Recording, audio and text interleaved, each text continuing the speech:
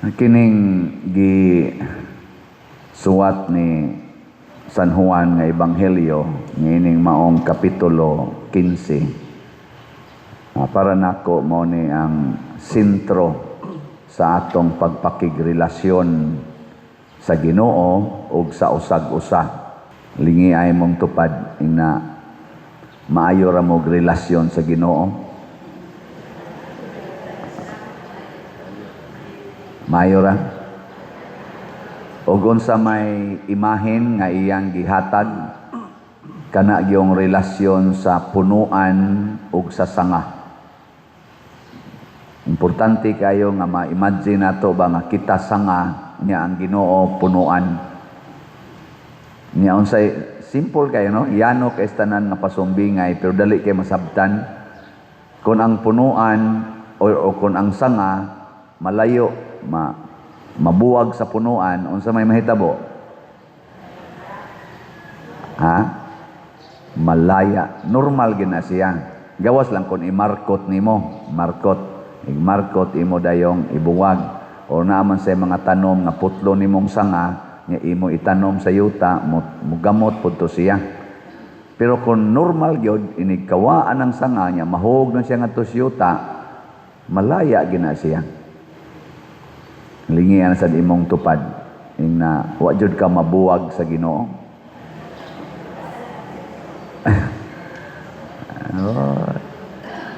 Og unsa may atong problema nganong mabuwag man tas Ginoo, mga katikista kahibaw kayo ani na mantaron sa summer catechesis.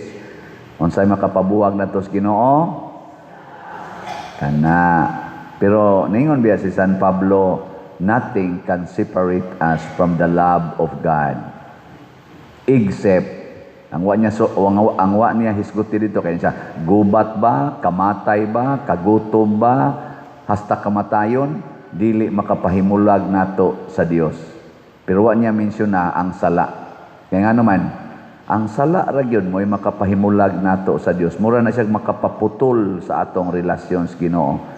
Muna imaginon gyud nato nga kining sala, kada nato himog sala dunay giputol nga relasyon. Mao ginay unang mahitabo.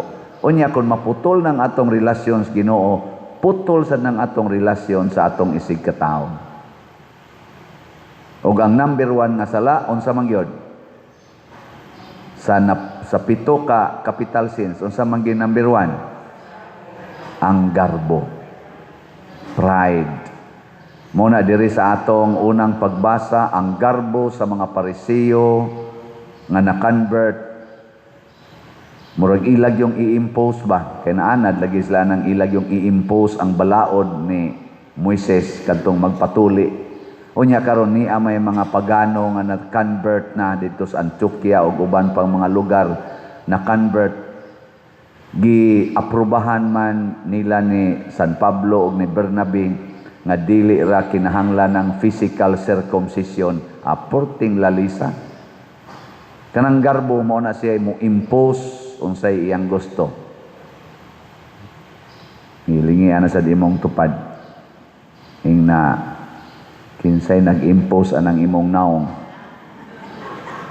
Na kinsa bay nag-impose anang imong naong, kanang color sa imong buhok, kanang porma sa imong kilay. Kinsay nag-impose ana, ang Ginoo o ang garbo? So go na magtubag. So sa ato pa naputol. Kada nimo color sa imong buhok naputol ng imong relasyon sa Ginoo. Nya giusab pag nimo kiss-kiss imong kilay, ani samot kaputol. Ni paputi pa jud kasi imong naong naputol na gyud maayo. Basin sa naong palang nimo nasiparit na kas Ginoo. Nga imbes mo nindot imong kinabuhi, malaya na hinoon. Malaya ba? Mas stress na ka, maratol na ka, hangtod magdepresyon na ka. Mabita ng uban, moingon na lang, patya na lang ko injeksyonin na lang ko, kanang euthanasia ba? Injeksyonin na lang ko makamatay, kaya wa naman ay kapuslanan sa dakong kinabuhi, mura ginana, bitaw. Wa na kapuslanan. Unsa pa may ako, daot na kay ko, bati na kay kog naong, kunot na kay kog naong. Nya, Ako sang buhok, hurot-hurot na sagka, larag. Ana, akong kilay, wa na, nipis na kaayo. Wa na kapuslanan. Nga, di na sa kahimo, kaya akong tuhod, pati sakita.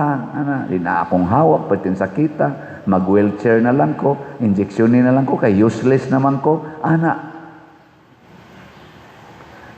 Pero ma-attach lang kita sa Ginoo, masumpay lang kita sa Ginoo. Matod pa ni Kristo, magsigi ra gyud mog pamunga. Sige ra gyud mog pamunga. Sa to pa, useful gyud ka kanunay basta naka-attach ka sa Ginoo. Bisan pag naa kay sakit. Sama ni San Roque, sama ni Saint Therese of the Child Jesus, nila ni Saint Francis, Santa Rita of Cassia, ug uban pang mga masakiton nga nangamatay sa ilang sakit, pero ang ilang sakit mao na hinoy-hinungdan nga namunga silag maayo sa kabalaan sa kinabuhi. Ana. Lain na sang lingi. Ang di mo lingi, malaya. Sige. Okay, lingi ay mong tupad. Ing na daghan kag bunga rong buwana. Na daghan kag bunga. Daghang bunga.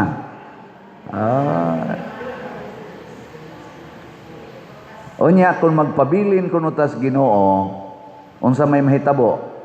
Matod pa ni Kristo, ang akong amahan, maoy mo kontrol. Una niyang buhaton, putlo niya ang sanga nga dili mamunga. Di ba? Kanang sangang di mamunga, iyang putlon. Kinsa kay putlon nun, ani ron. Pananglitan, di jud ka mo palit og raffle ticket. Ang sama na kay bunga. Ala, basig putlon no na ka. Pero magsige kag palit og raffle ticket, unsa may mahitabo? Bunga kag maayo, bunga kag maayo. Sige bunga. Nya ang sunod niyang buhaton, kung nagsige sa kag bunga, iya kang limpyuhan. Kanang kuhaon niya bang kanang mga extra nimo. Aron makapamunga pag yung kag daghan. Pasabot, gusto niyang biyaan nimo ang imong mga attachments. Kana ba mga kalibutanong mga concerns aron maka-focus ra gyud ka sa mga Diyos non nga mga buhat. Kuhaon na mo nang gitawag og self-denial. Diha bitaw sa ato rong politika, busy kay silag sigig tan-aw ang kanang pangitaan ng katumanan anang impeachment karon mao gid nay ilang gikuag maayo. Pero ambot og mao baka na ang makapa-attach nila sa Ginoo. Di ka na makapahimulag nila sa Ginoo, di ka na bungas garbo ng impeachment. Sa atong kanang impeachment para sa vice presidente, mao ka na ang makapahimong mabungahon sa ilang pagka-congressman, sa ilang pagka-senador, sa ilang pagka-pinili nga executive, na executive branch. Mao ka na'y makapahimo nilang mabungahon dinis atong nasod, isip Filipinos, kanang impeachment karon sa Vice Presidente, o ang pagsulbad baka hinoon niyaning trillions nga corruption nga nawa sa flood control, sa atong mga uban pang mga ahensya sa gobyerno nga wa nay mga kwarta kay gipangkawat na ila man sa nang gidawat nga grabe gyud kaayo rong corruption, wa pa lang gyud nanubag kay wa man say hearing, wa na may hearing. Hayan ka ana ang makahimong mabungahon nga ma-impeach ang Vice Presidente karon o masulbad og matino mapinpoint kinsay responsable niining trillions na corruption sa atong nasod. Kamo, asa kay ninyo yung mabungahon, anak? Ay, magtugtog diha. Di ba, papilion ta mo.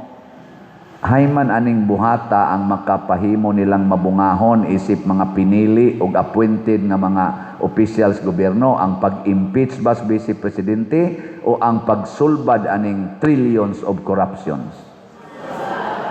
Kana, ato nang isinggit, ato nang ipadayag kitang mga tao. Because we are the government.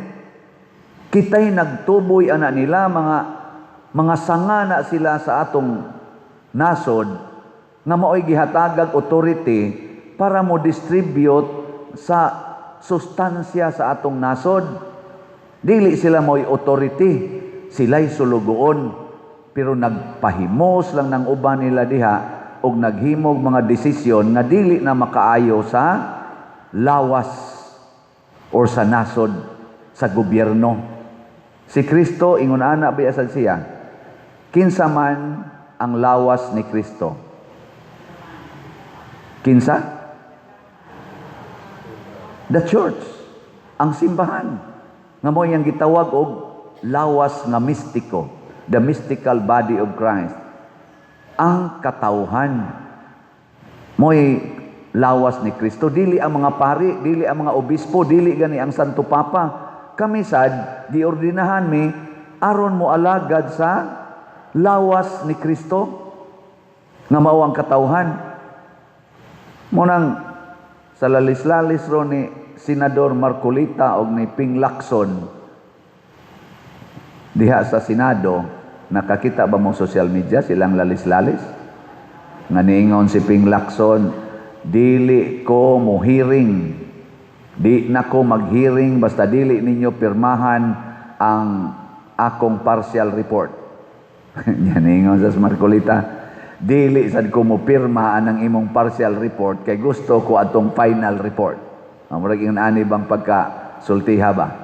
Nganong mo pirma man ta ang partial nga ang partial pasabot dili pa na kompleto, di pa na mao. Parehagod og kanang magsuwat kag thesis, estudyante ka, nya ang requirement thesis. Nya in kapag-graduate lang ko ma'am, partial pa lang ning akong thesis. Mo approve day ng imong maestro day. Ha? Tubag. Nya nganong ipamugos man dito Senado mo na punto ni Marcolita, ambot lang kaha. Sakto ba na? Gihimong kondisyon ni Ping Lacson nga di na gid siya mag-hearing about anang flood control o uban pang mga hearing sa Blue Ribbon Committee basta di mapirmahan ang iyang gihimo nga partial report. Si Marcolita di sa dyan. Kinsa ka nila ang naningkamot sa pag-alagad sa Pilipinas? Ping Lacson o Senador Marcolita? Sa ilalang view ba? Kamo, unahunaan. Og na-mention ni Senador Marcolita, akong ipaminaw, na-mention niya, og nalipay ko aning iyang pag-mention. Ingon siya, dili ta mag-hearing. Siya, init na kaayo ang gibati sa atong amo. Naku, kinsa kang amo yang ipasabot? Siya, sama sa kainit ron sa atong palibot. Nga atong heat index, taas na kaayo, 40 na. Init sad kaayo ang atong amo nga mao ang katawhan nga masayod kinsa gyoy nangawat niadtong mga trillions of pesos. Nganong di man nato ihatag sa atong amo nga kitang tanan dinhi naglingkod man ta isip alagad sa atong amo nga mao ang katawhan. Gisubensyon sa na ni kaniadto sa unang suna na hinungdo mo ni Pinoy nga na headline gitong iyang unang suna. Katubang pagka-presidente ba ni Anhing Pinoy ba? Noy-noy ba? Pinoy ba? Noy-noy. Aquino. Unsa may inyong nahinungduman sa iyang suna? Pinakauna gyud. Mao lagi na. Ako, di jud ko kalimot anak kay na headline gito hastas mga wa pa man kay ito uso ang social media pero sa mga mainstream media sa mga front page gito sa ato mga Inquirer, sa mga nga Sunstar o uban pa nga niingon siya, kayo ang boss ko. Giingnan niya ang mga tao ba? Kayo ang boss ko. You are my boss. You are my master. The Filipino people are my master. Sige, lingay mong tupad. Ingna, ikaw ang boss ko. Dotan. Kinsa may boss din sa parokya ron? Ako o kamo? Kamo? Kay kamo may taga-parokya. Ako, gihasahin ko dire, aron mo alagad ninyo.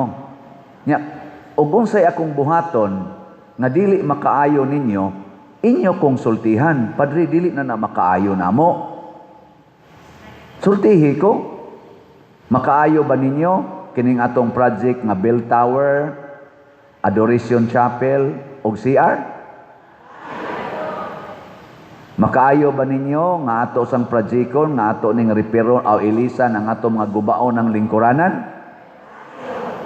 Makaayo ba ninyo nga ato nang gubuon ang naang gasigi nag-aksyog bitay-bitay pangatagak diha nga kanang atop anang buta pumero nya ato nang himuon nga kana ganing way of apostles, walk of apostles?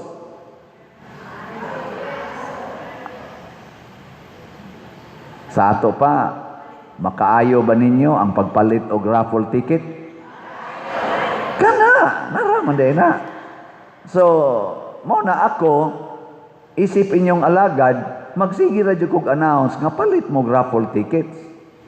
Nya sa man pagpalit og raffle tickets. Una, diha sa atong lamisas gawas, naa sa atong opisina, naa sa roy nagsuroy-suroy nga mga atong trusted persons maligyag raffle tickets. Ala, palit mo diha. Kay makaayo man. Makapahimo man ang atong mabungahon isip community, online og territorial parishioners nako dinhi. Palit. Ikaduha, pwede ninyo ipadala sa atong mga bank accounts, sa atong GCash accounts, open pa kaayo. Pwede sad ikwarta padala, sundalan ning niya sa atong screen kay kana gyud mo ay makaayo nato. Di mo mosunod ani mga contact persons, contact numbers ug account numbers nga niya sa atong screen karon atong ipakita, peligrong masaag. Nya i-message dayon may pader, mao ni akong gipalit. Nya amo day mong padadas kopyas ticket nya ang stub among ihog diri sa atong kanang para raffle drop box. Ay na lang mo paghunahunaan ang premyo nga tawhanon. Ang atong hunahunaon ang premyo nga Diyos nun. Ug unsa may premyos Ginoo kay magpalit man kag raffle ticket, mahimo kang mabungahon. Ug unsa may bunga nimo, piluon niya 100-fold ang imong gipalit or imong gispend nga amount para aning atong project. Iuli na niya nimo pilo 100-fold. Kana bitang ato dihang mga mangga karon na dias loyo. Naamtay mga mangga, nasa tay mga nangka, natay chikos, diha, nasa tay bayabas, diha baloyo.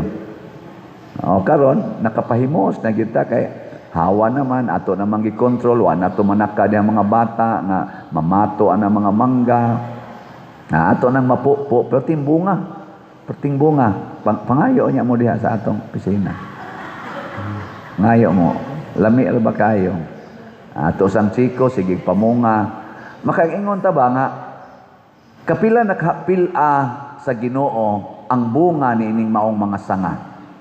Kaning sangas mangga, sangas chikos, sangas nangka, sangas sa mga bayabas, nga sigig pamunga, kapila naka sila namunga.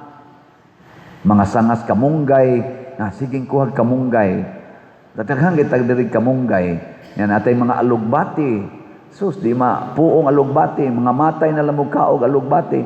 Napay atong taong diha, napatay mga kamuting kahoy, nga makahilo. Basta di lang kuno nimo kanon og dungan ang kamuti ug ang kahoy, okay ra na. Og mukaon kag kamuti lang, ang kahoy lang. Pero imong dunganon ang kamuting kahoy, posible kang mahilo. Joke ra na. Ano ba? Kada niya pabunga, kanig yung sanga, aritas kahoy mo focus ba? Kada niya bunga, ilisa na sad siya, glain na sad nga muputot na pod siya, kapila na kaha, tungod kay gasigi man siya pamunga. Ingon ana pod ta, pabungahon tag mais Ginoo, kung magsigi taghatag para sa kaayuhan sa katilingban. Iampo natong atong mga elected ug appointed government officials ug kami sang mga leaders sa simbahan nga ang amo untang concern mao ang lawas ni Kristo, the mystical body of Christ, ang katawhan kay mao ni ang angay alagaran, kay mao ni ang presensya sa Ginoo. Mabitan nang nahimo na kanang word nga vox populi vox dei. Ang pasabot ana, ang tingog sa katawhan maoy tingog sa Ginoo. Last na lang lingi, simong tupad. Ang di mo lingi, malarag. Okay. Ingna imong tupad. Ingna magsigi na jud kog palit og raffle ticket. Ana.